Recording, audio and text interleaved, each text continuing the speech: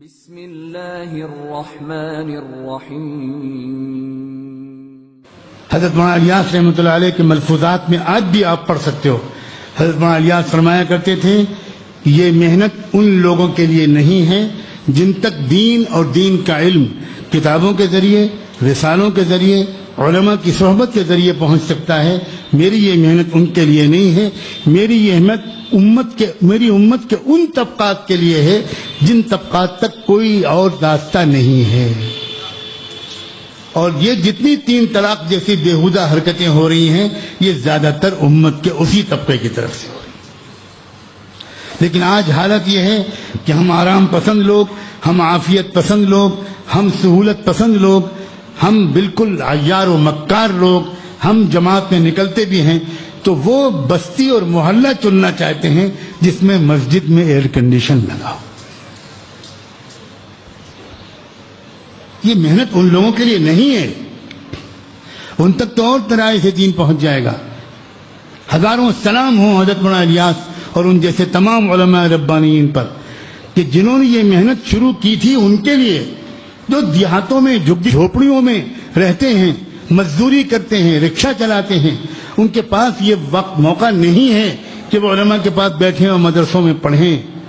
جو کھیت میں مزدوری کرتے ہیں ان کے پاس دوڑ کے جایا کرتے تھے حضرت مولانا الیاس رحمۃ اللہ علیہ، اور کسان کھیت میں ہل چلا رہا ہوتا تھا اور وہ داعی بندہ کھیت میں پہنچ کر کسان سے کہتا تھا، بھائی آپ ہل چلاتے رہو، میری بات سن لو، ہل چلاتے رہو میری بات۔ یہ ان کے لیے تھا۔ کاش کہ یہ میری عاجزانہ گزارش تبلیغ کی محنت میں لگے ہوئے تمام اصاغر و اکابر تک پہنچے کہ اللہ کے بندو، یہ شورا اور مرکز والا جھگڑا ختم کرو، اپنے اپنے کام میں لگو۔ امت کفر کے نرغے میں ہے اور ہم اس میں لگے ہوئے ہیں کہ شورا کی ترتیب صحیح ہے کہ فلاں ترتیب صحیح ہے۔ کیا ہو گیا ہے ہم کو؟ برادریوں کے چودھری لوگ، علاقوں کے ذمہ دار لوگ، خاندانوں کے بڑے لوگ، سرمایہ دار لوگ، تاجروں، سب سے میں گزارش کر رہا ہوں، علماء سے، ہر مسلک کے لوگوں سے گزارش کر رہا ہوں، یہ مسلکی اختلافات کا دور نہیں ہے۔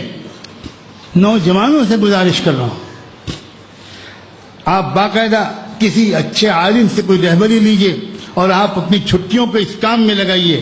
ینگ لڑکے، نوجوان، کسی 1-2 بڑے بزرگ تو ساتھ لے کر کہ آپ ہمارے ساتھ چلیے، اور ہم دروازے جا تک صرف یہ گشت کرنے کے لیے آئیں گے، دروازے پہ کنڈی کھٹکھٹائیں گے اور کہیں گے کہ ہم آپ سے صرف اتنا کہنے آئے ہیں کہ اپنی پرائیویٹ اور گھریلو زندگی میں بھی اللہ کے پیارے رسول کی باتوں پر عمل کیجیے گا۔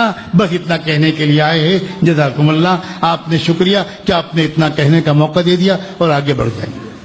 دیوانوں کی طرح یہ آواز اگر ملک میں لگ جائے تو انشاءاللہ اس وقت کے ابلیس کو پچھتانا ہی پڑے گا۔ آپ پانسے کو پلٹ دیجئے، آپ بار کو پلٹ دیجئے، آپ میدان جنگ میں ہیں، آپ مقابلے کے میدان میں ہیں، مت بھولیے کہ آپ مقابلے کے میدان میں ہیں۔ عام مسلمان بالکل اس شعور کے بغیر جی رہا ہے کہ وہ مقابلے کے میدان میں، سامنے سے مقابلہ ہو رہا ہے۔ اگر ہم ایسا کرنے میں کامیاب ہو گئے،